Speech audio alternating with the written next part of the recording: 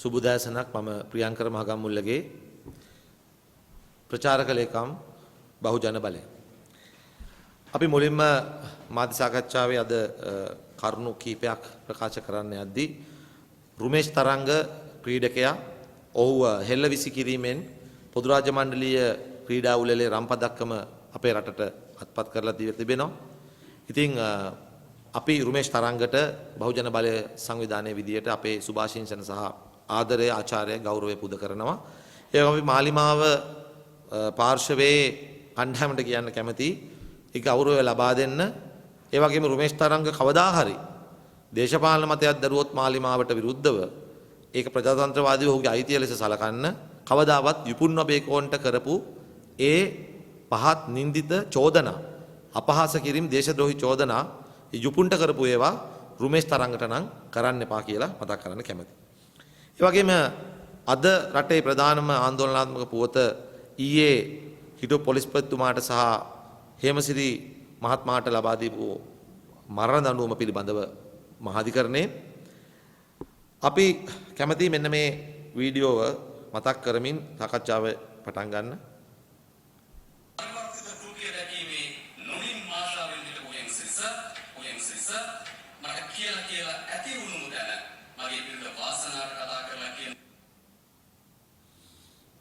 මේ හේමසිරි මහත්මයා සම්බන්ධව මීට වසර 6-7කට කලින් අදහස් ප්‍රකාශ කරන්නේ ಭಾರತ තෙන්නකෝන් මහත්මයා.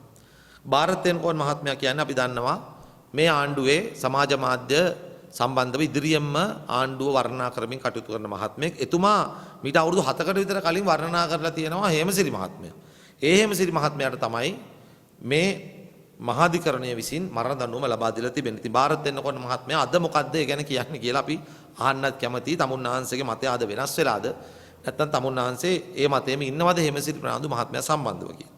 ඒ වගේම දැන් මේ නඩු තීන්දුව සමගම මේ රටේ ජනතාව සමාජ මාධ්‍යවල සහ අපි සමග දේශපාලනය කරද්දී කතා කරන කයල්ලක් තිබෙනවා.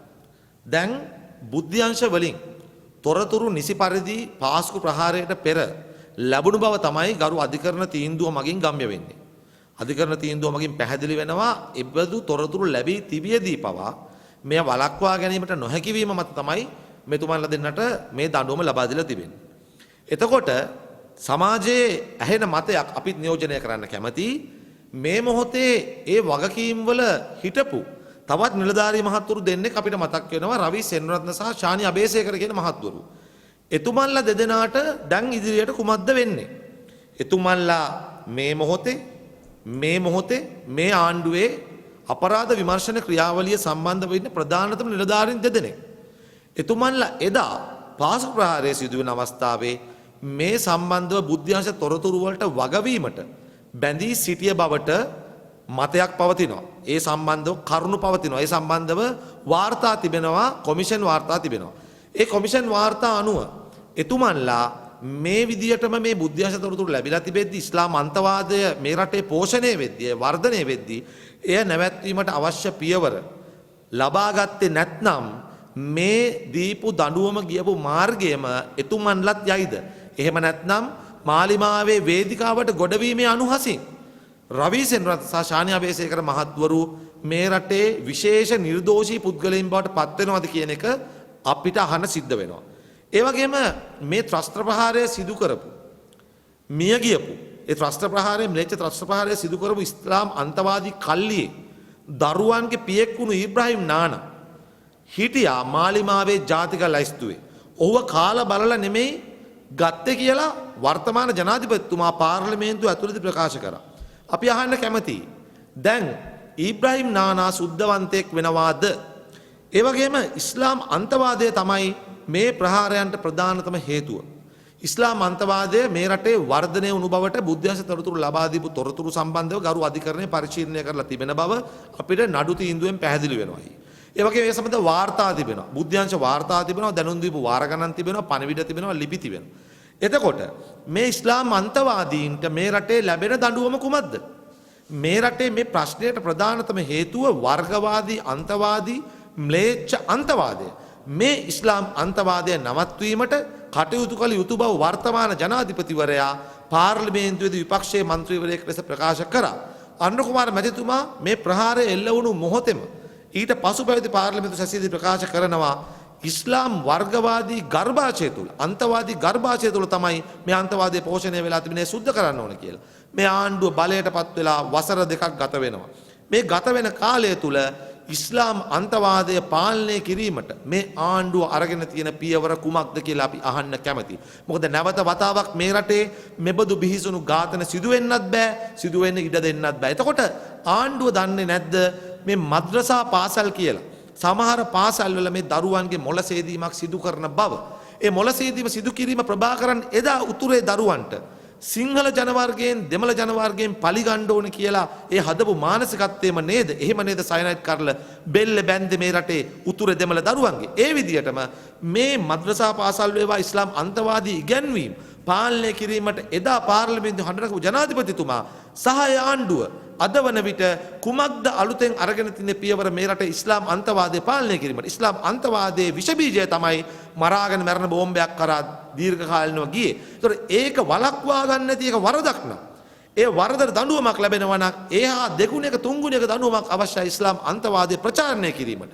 ඒ වගේ එය නැවැත්වීමේ වගකීම තිබෙන මේ රටේ ආණ්ඩුවට. එතකොට අපි ආණ්ඩුවට මතක් කරන්න කැමතියි මේ රටේ ජනතාවට මතක් කරන්න කැමති මේ ඉස්ලාම් අන්තවාදය නවත්වා ගැනීමට ආණ්ඩුව වැඩපිළිවෙල ප්‍රශ්න කළ යුතුයි.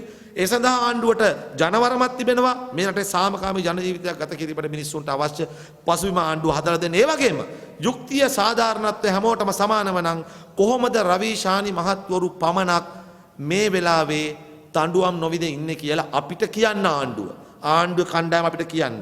ඒ වගේම දිට්වා කළමනාකරණයේදී සුලිකුණාටුව සම්බන්ධව තොරතුරු ලැබී තිබියදී පවා එය කළමනා කර ගැනීමට ආණ්ඩුවට නොහැකි වූ බව තමයි සමාජයේ මතය උනේ. ඒ මොහොතේ අපිත් ඒ මතයේ හිටියා. මොකද අපිට කාලගුණ විද්‍යා දෙපාර්තමේන්තුව ආදී කණ්ඩායම් කියන අදහස් පෙරණ මේ සම්බන්ධව කමිටුවක් දාලා පරීක්ෂණය කරනවා කියලා කිව්වට රටෙන් පහෙන් එකක් හොදගෙන ගිහිලා මිනිස් ජීවිත විනාශ වෙනතුරු සමහර තීරණ ගන්න ප්‍රමාදුණු බවට තමයි අපි විශ්වාස කරන්නේ. එහෙමනම් එදා දිට්වා සුලිකුණාටුවේ ගිය වසරේ මිනිස් ජීවිත නැති වෙනකොට ඒ වගකීම මේ විදියටම ඒ වගකීම පැහැරහරපු අයට යන්න අවශ්‍යයි නේද කියන එකත් අපි අහන්න කැමතියි. ඒ නිසා අපි අධිකරණ තීන්දුවට ගරු කරන අතරේ ඒ සම්බන්ධව තියෙන තාක්ෂණික ගැටලු සම්බන්ධව අපිට තිබෙනවා නම් අපි ඒක අධ්‍යයනය කරලා කියන්න. නමුත් යුක්තිය සාධාරණත්වය සමානව ඉෂ්ට වෙනවා නම් ආණ්ඩුවේ පාර්ශවයේ කට්ටියක් නිකන් ඉන්නයි ජවල් වලට වෙලා ආණ්ඩුවට විරුද්ධ අය විතරක් දඬුවම් ලබන්නයි විදියක් නැහැ. ඒක ඇවිල්ලා හිට්ලර්ගේ නීතිය, ඒක පොල් පොට්ගේ නීතිය.